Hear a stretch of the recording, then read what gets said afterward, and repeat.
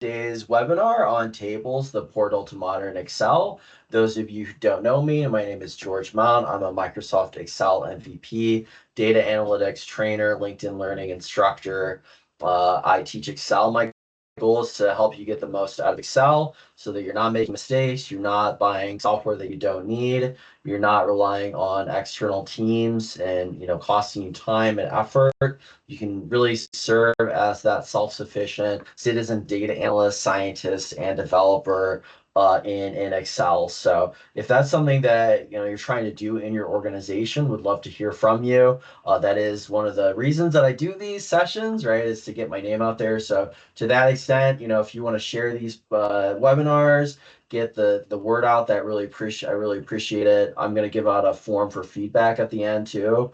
If you could fill that out, that would help me tremendously as well. So that's really kind of what powers these, because unfortunately I can't teach Excel for free. Although maybe I could start asking for tips and get a little tax loophole if you follow the U.S.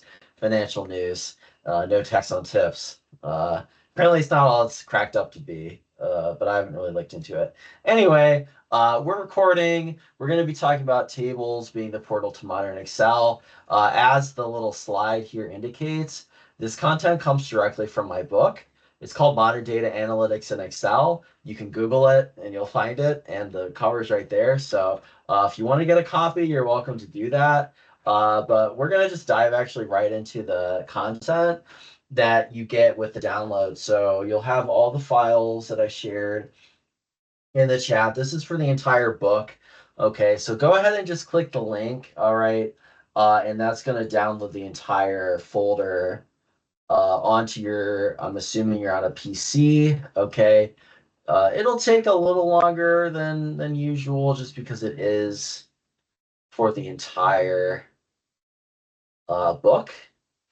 But ultimately, you should get something like, okay, let me dock this over here. Okay, make sure that you extract this if you could, because you might get some issues otherwise. So go ahead and just extract all. All right. And once you're done with that, we're going to be in chapter 1. So this is really that kind of like breaking ground kind of chapter. We're getting you from classic or legacy Excel into modern Excel here. Okay, so I'll give everybody a second to do that. If you could let me know, I've downloaded the files. Hopefully that worked for everybody. Just give me like a little thumbs up. I left one in the chat under that message, or if you want to use the reaction panel, just let me know in some way. Definitely going to ask you to do stuff like that if you could. With it being online, I don't necessarily see what you see. I don't see your deer in the headlights look when things aren't making sense. So the chat's going to be the best way to do that. And also, if you could use that for any questions. I have the microphones and cameras turned off just for any like ambient noises. If you believe it, I have been Zoom bombed with these in the past, so no good deed goes unpunished, right? With teaching for free, you never know who's going to show up, unfortunately. So I do need to keep the controls locked up here. I don't have that for my paid offerings when I can vet people. So if you do want a little bit more participation, that's what the free ones are for. But unfortunately, with it being anybody goes open enrollment, I never know what's going to happen. So those of you who just are joining us, I did leave a chat in I left a message in the chat. For the downloads, we're going to be in chapter 1. And again, this foots directly to my book, Analytics in Modern Excel. And we're going to be on chapter 1. So no need to read the book. You can look at it later if you want. Hopefully this will be kind of a good, walkthrough. So if you want to see something in more detail, you want the documentation, you'll have that. All right. So if there are any questions, I'm going to go ahead and open up our file here. Okay. And y'all should see something like this. We're in chapter 1. So we are going to insert this data as a table. Okay, you'll see there are a lot of benefits for doing that, particularly when it comes to storing your data. So a lot of features in modern Excel, whether it's Copilot, Power Automate, Python, and Excel. They're going to work better or only even when your data is stored in a table. And that's our name of the game here. So first thing I'm going to do is we'll just come into the kind of the body of our data set here. And I'm going to insert the table. We're going to go to insert here. And I'm going to insert that table. Okay, Control T is going to be your keyboard shortcut. So just anywhere in that data set, go ahead and just come right in there. And I'm going to do the keyboard shortcut. So you're going to see a little menu here. It's going to ask, where's the data for my table? Okay, we're going to say, yeah, A1 through F440. That looks right to me. I'll leave that range in the chat if you want it. Let me put the link. And if people are asking for the downloads, you're welcome to just share the download link again in the chat. Unfortunately, because you can't see the history. So we're on the chapter 1 workbook right now in there. My data is from A1 to F440. It does not actually have headers right now. We're going to fix that in a second, but headers are going to be super important. The way we name our headers is really, really critical. That's going to be even more so when we get into Copilot, because when you get formula suggestions, when you get analyst insights and things like that, those are going to be highly contextual on how you name your tables. So get a good habit now of naming your table something that are easy to refer to and that really makes sense. Okay, we want to be really strategic. We don't have headers, so keep that checked off. All right, let's click OK. So you'll see right away, first thing is that it looks kind of pretty, which is nice. So if you are spending a lot of your time just manually cleaning up the appearance of your data sets, this might be a quick win there. Obviously, there's a whole lot more that we can do with this. So the first thing I'll go ahead and do is where it says column 1, 2, 3, 4, 5, 6, let's go ahead and just do a copy and paste over here, right? And just move these column headers. So now we have proper column headers in our workbook and in our table. Any questions so far? Everybody good with finding where the files are and what to do to insert this as a table, and then just copy paste those headers over into your table.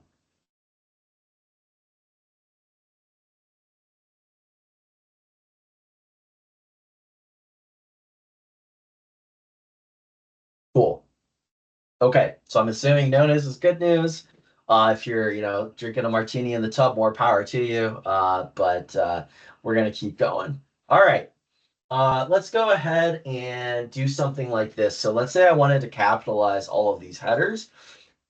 What I want you to get in the habit of is thinking that every table is a distinct set of entities, and we're really moving more away from where these cells happen to be located and more about what these cells are, right? What is this data indicating, right? What is it measuring? What is it doing?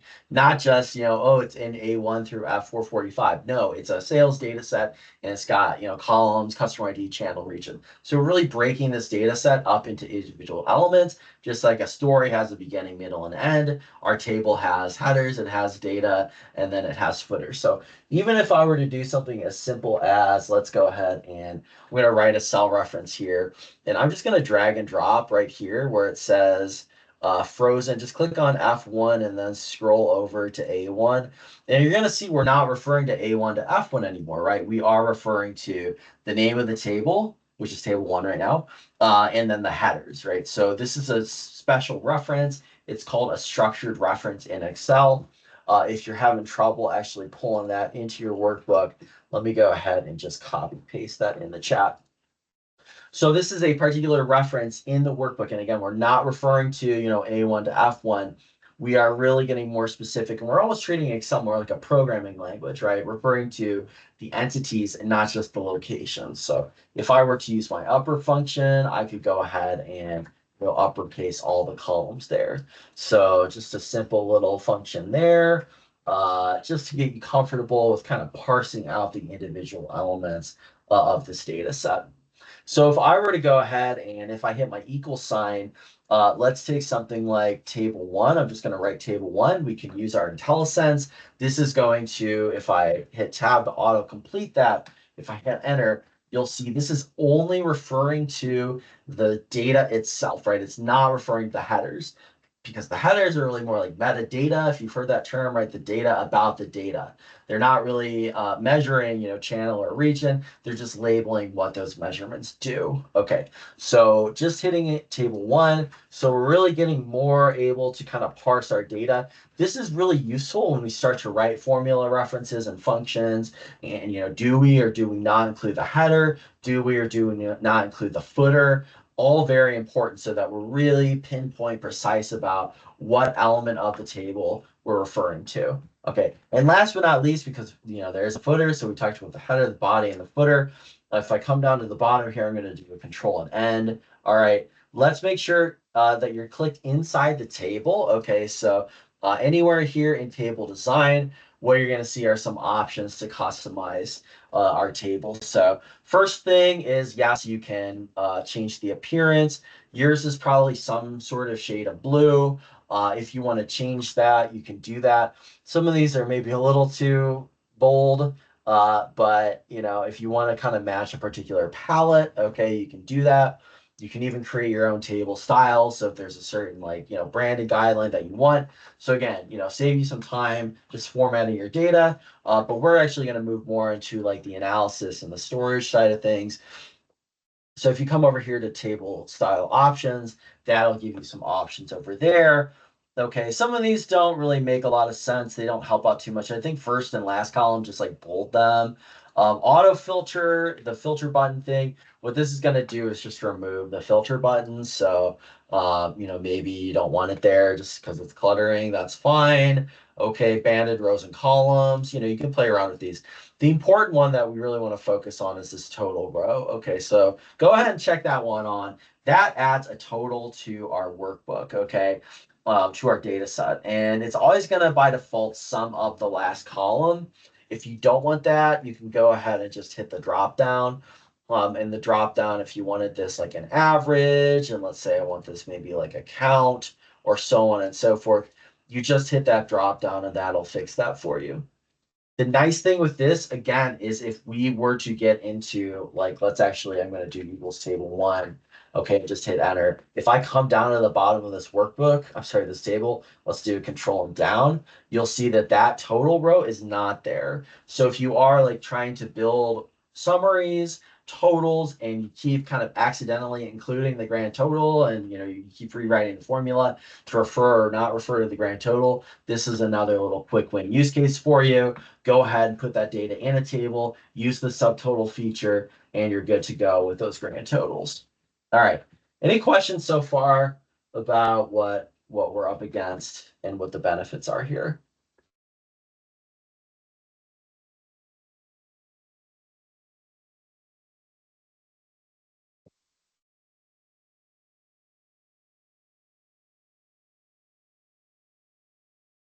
Cool. All right.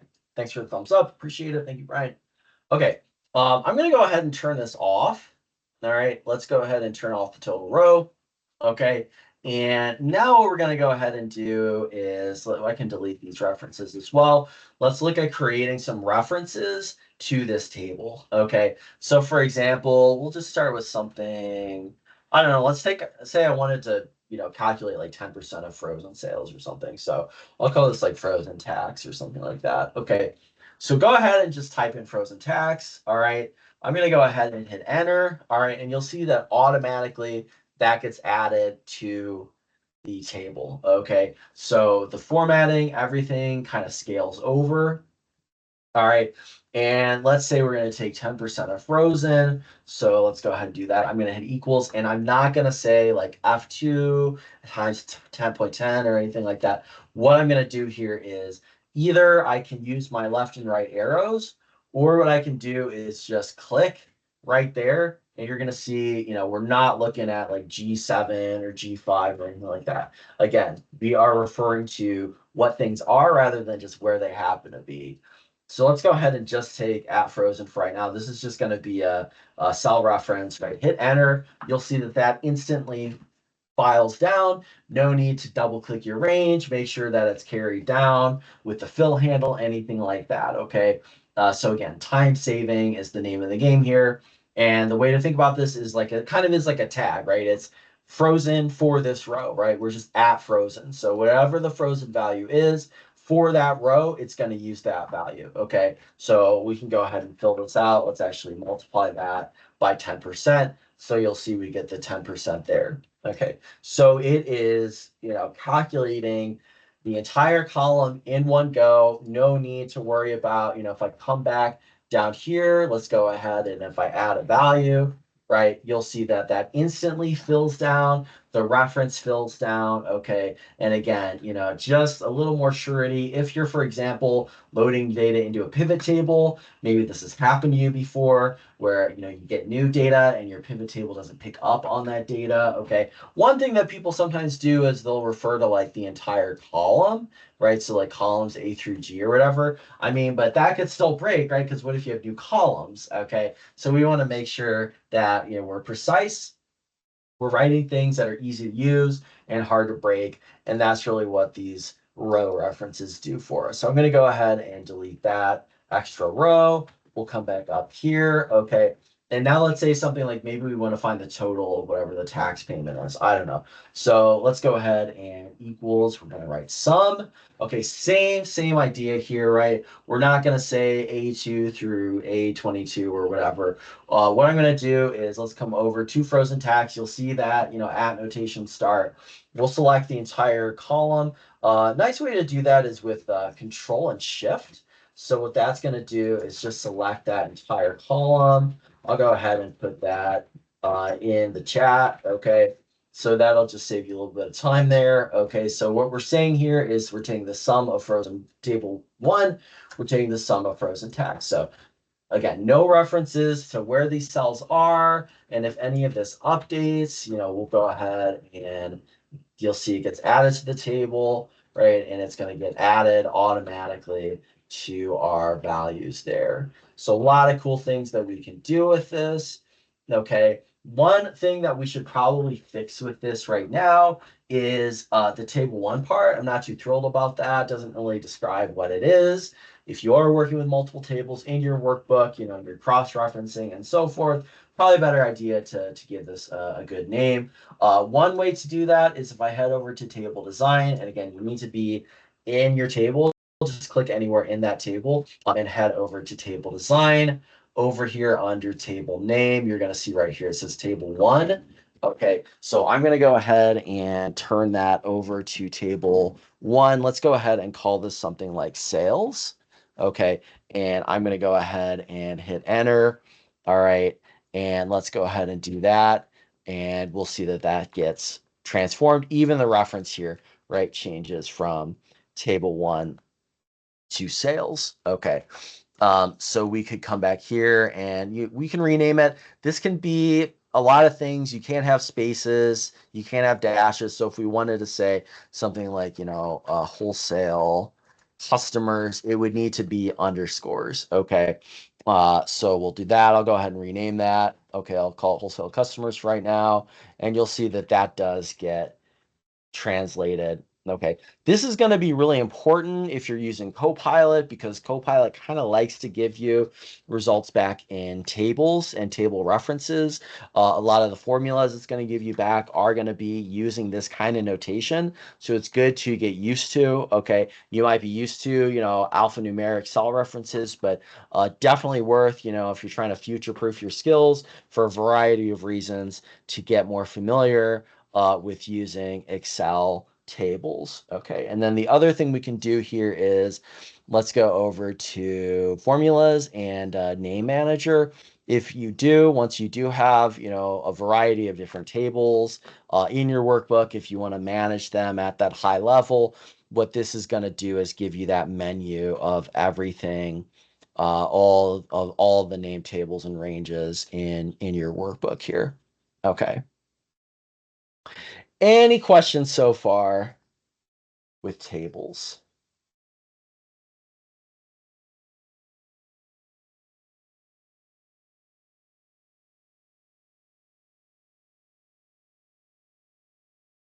Everybody's an expert now, I guess.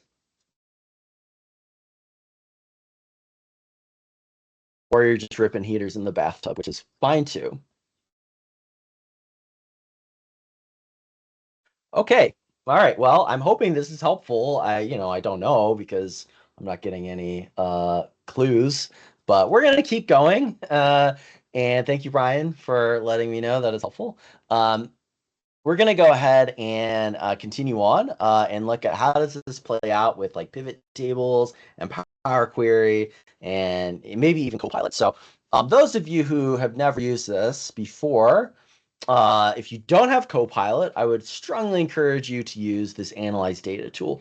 What you're going to see is this is kind of like an early version of Copilot. Okay, it's going to help us out with some basic questions. Okay, thank you, Dan. Great to know. Okay, so we have some signs of intelligent life out there. Awesome. Okay, so we're going to go ahead and click on Analyze Data, okay? Select anywhere in the table, okay, and head over here.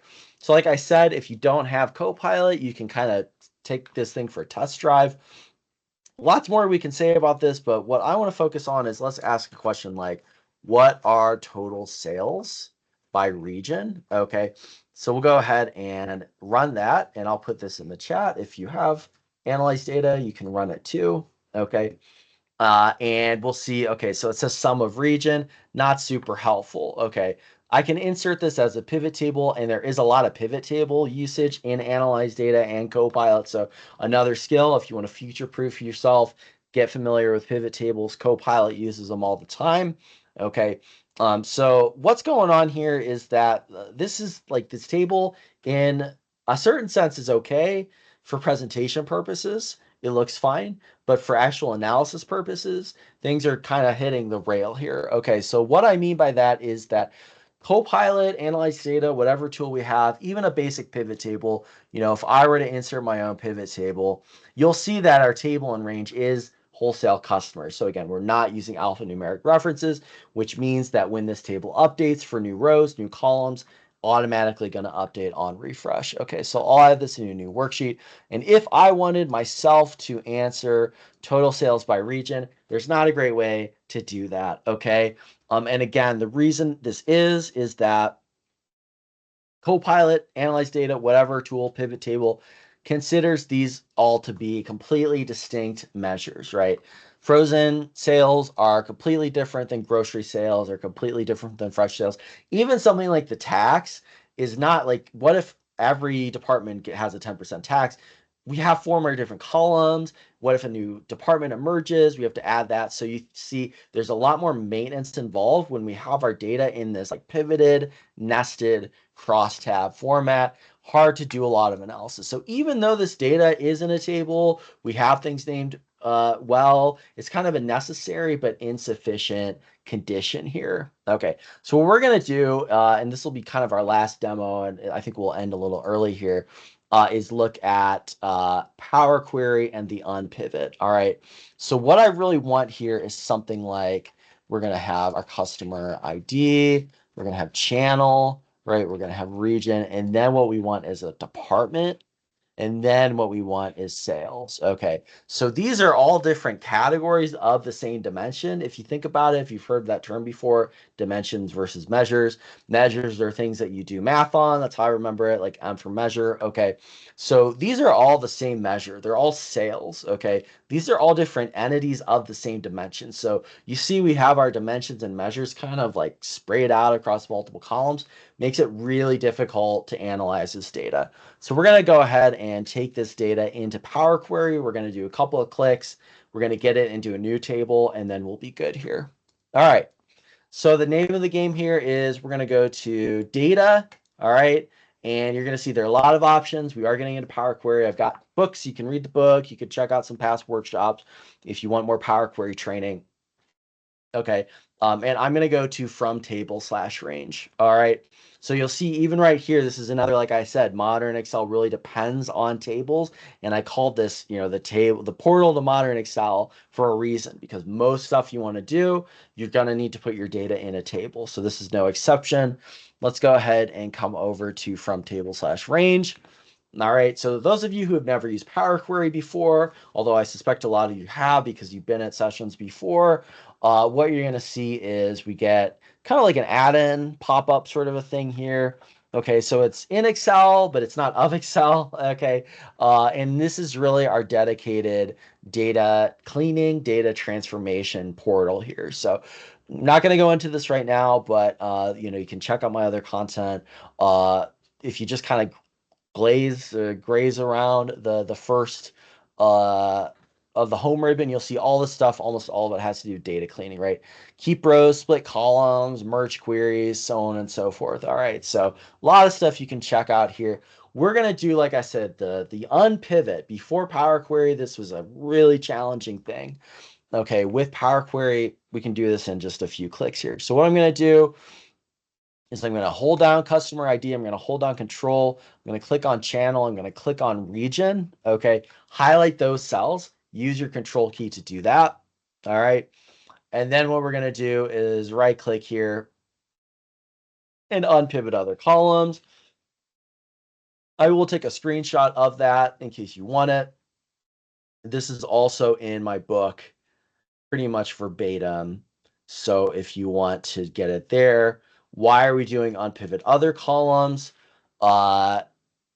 It's a little easier to click on, but one of the nice things with this too is that what's going to happen is if you do have new categories that are added, let's say the grocery expands into a new department, that department will get picked up in the unpivot as well. Okay, everything we're doing here is syntax generating. If you've used the VBA macro recorder before, it's kind of the same idea. Okay, so you will see that we want to be specific, precise with how we do things, our actions.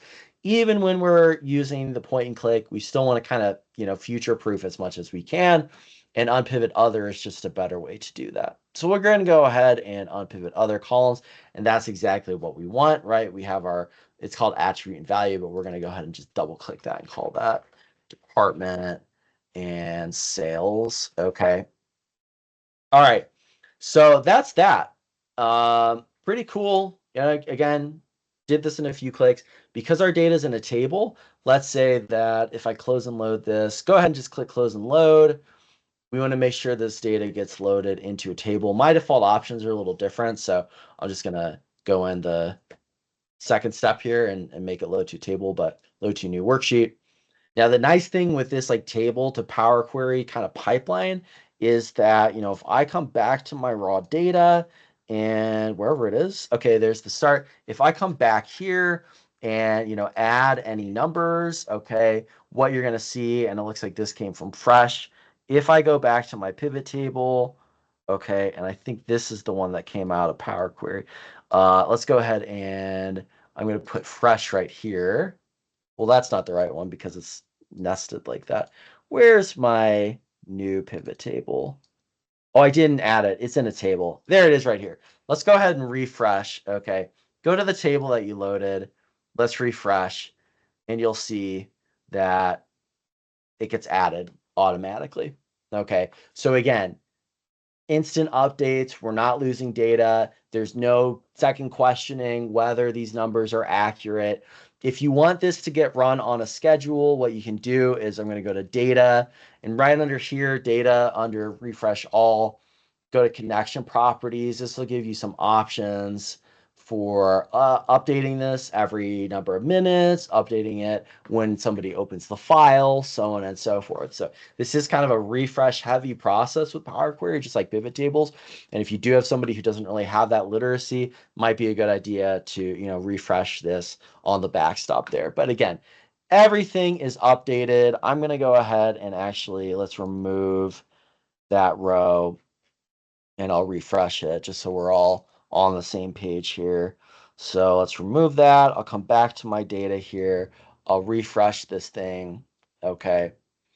That'll go away. And then if I go back here to analyze data, we should get a much more satisfactory result here. What are total sales by region? Okay. And we will insert and we'll get our answer right there. So that's really the next level. That's how tables really, like I said, you're kind of seeing tables serve as that portal to modern Excel. And that's exactly what I mean by it, right? Instant data updates, ties together well with Power Query. When you come to use Copilot, it's going to kind of insist that you use tables and use those table references and those structured references. If you want to use Power Automate to build workflows, you want to build an approval process, you want to maybe pump calendar updates or to-do updates or project updates into Excel, you're going to have to put that data in a table as well. So it's really kind of the portal, like I said, into these newer workflows. All right. So that's that for today. We're going to end a little early, but hope that's fine. Any questions before we break here? Really appreciate. Thank you, Brian and Dan, for